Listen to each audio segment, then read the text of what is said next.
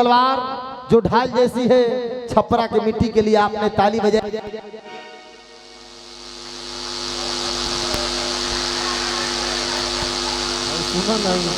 Disturb कर देता है, चैन पुलिंग ना। बैठ जाना भैया, बैठ जा तू, ज्यादा बनावे के फेरे में बिगाड़ देबो। ठीक बा, खूब सुंदर सेटिंग बा, ज्यादा चकमक लाइट के फेरे में मत रह। आज जितना भी कलाकार बनो, चकमक वाला कलाकार नहीं खो। सुनो गीत संगीत गाना बजाना। आइए बस एक लाइन कह करके मंच माइक हवाले करूंगा कि आए हैं तो काटेंगे, एक रात तुम्हारी बस्ती में आए हैं तो काटेंगे, एक रात तुम्हारी बस्ती में चाहोगे तो कर लेंगे, दो बात तुम्हारी बस्ती में मन के सुने आंगन में करीब घटा बन जाओगे, कर देंगे शिव कुमार बिकू गीतों की बरसात आपके छपरा बिहार की धरती पे। जोरदार ताली के साथ सम्मान बढ़ाएं। जिस अंदाज से आपने गुलू रजा को सुन करके प्यार बरसाया, गागर में सागर भरने का काम किया, निशा उपाध्याय जी के ऊपर प्यार बरसाया, अदिति राज के ऊपर गागर में सागर भरने का आपने प्रयास किया, वही अंदाज, वही अपनापन, वही समर्पण के साथ आप सबों तक शिव कुमार बिकू।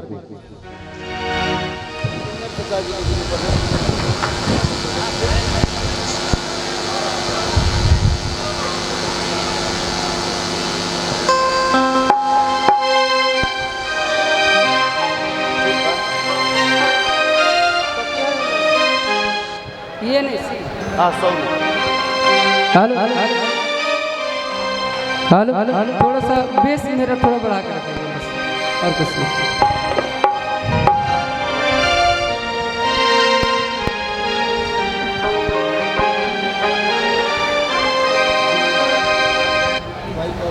हेलो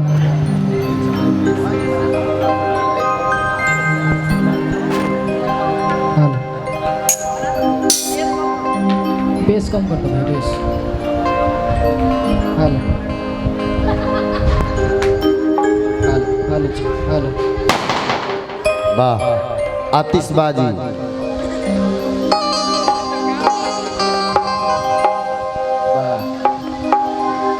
आज कटहरी बाग रावल टोला, आप सब तमाम जितना भी गार्जियन, जितना भी अतिथि इस शुभ कार्य में पहुंचल बानी, ये तो ऐसे कहे में हमरा खराब लगा था कि हमारे चाचा के गृह प्रवेश में ना, हमारे गृह प्रवेश में जितेंद्र चाचा हमने सब खातिर वही चाचा बनी जे कि ये घर के भतीजा खातिर चाचा बनी। आए कार्यक्रम में आवे खातिर नहीं होता, हम क्यों ना दिले, हमके नरेंद्र चाचा दिले।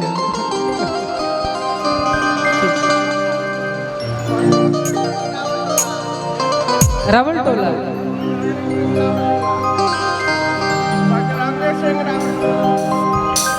बजरंगी सिंह रावल टोला, रावल टोला के बजरंग बली मेरे भैया। गृह प्रवेश में शुभ अवसर पे हमने सब तमाम कलाकार आप सबके सामने वाली, चाहे वो हमार बहन, चाहे हमार बहन निशा उपाध्याय दोस्त, या बहन अदिति राज, ज्यादा तारा के बहन ना कहे, बहन उनका के कहता है, मेरी बहुत अच्छी दोस्त और मेरा इस भोजपुरी इंडस्ट्री का मात्र एक भाई जो मेरा बड़ा भैया है, गोलू राजा भैया, वो भी बैठे हैं। बड़े भाई गार्जियन तुल मुकेश राय भैया, राजन भैया के समस्त टीम। आज तो हमके बचाई है, वो खुद एक है कि उनकर घर आयल बनी छपरा,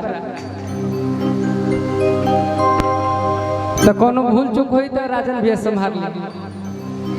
एगो माई के गीत ओकर बाद जैसे आप सबके इजाजत हुई।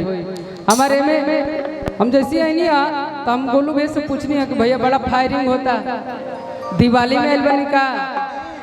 हाँ भैया एकदम ठीक ठीक आपके नाक के पीछे हैं। तना चलत रहे, हमें को गाना गोले बनी अरे की रंगदारी मिलल बा विरासत में, अरे कितना टाइम न लागी। एक बाद वही एगो भजन गेला के बाद एगो और गाना गौले बनी कि हम डारी न कतही मुँह से आ कटी जिंदगी ई राइफल के धुएं। वो सब तमाम गाना आप सबके सुनाई। एगो अच्छा जल ढारे, ठीक है। एगो गाना गए हैं मेरे भैया पीछे से कह रहे हैं, अरे संगवा में यूपी बिहार चलले, अरे कितना जल ढारे पावर स्टार चलले। ये सब होगा ना, आप ही लोग के लिए तो है सबके। लेकिन एगो शुभ कार्य में आयल बनी तो वही हिसाब से एगो गीत से शुरुआत, उसके बाद हम हैं और मेरे साथ शिवानी सारी रात ना। कि हे जगत जननी जगदम्बा कि ऐनी शरण में तोहरे हम जमाना करत सितम्बा हो, तू बाड़ू तहका गंबा हो,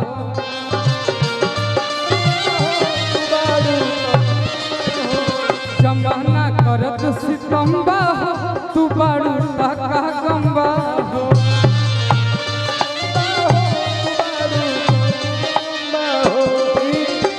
हमार मुकेश राय भैया हमके मिलवैले, हमार मोहन चाचा के लिखल गाना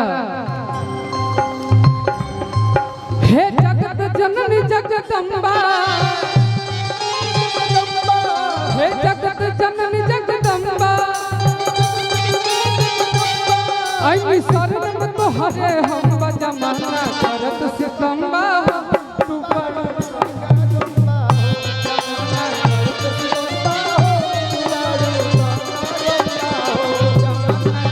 सितम्बा हो, तू बड़ू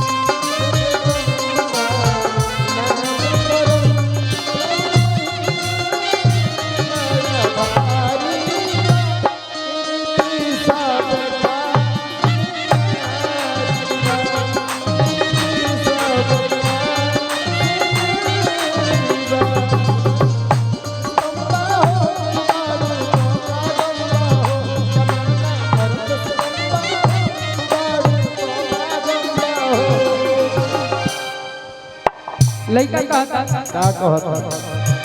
अरे कि काहे बिलमा बोले बाड़ू, अरे कह कवन दोष बा, सबका से आस टूटल तहरे पर भरोस बा।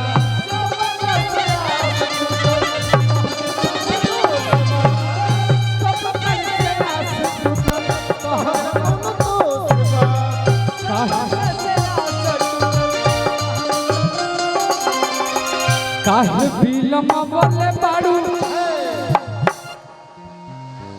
कह कवन दोष बा, सब कर से आस टूटल तहरे पर भरोसा बा।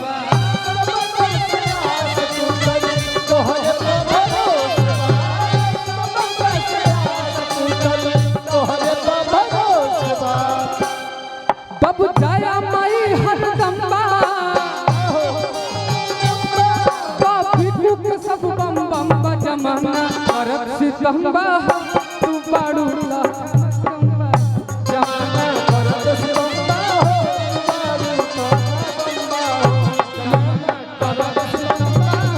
तू बाड़ू तहका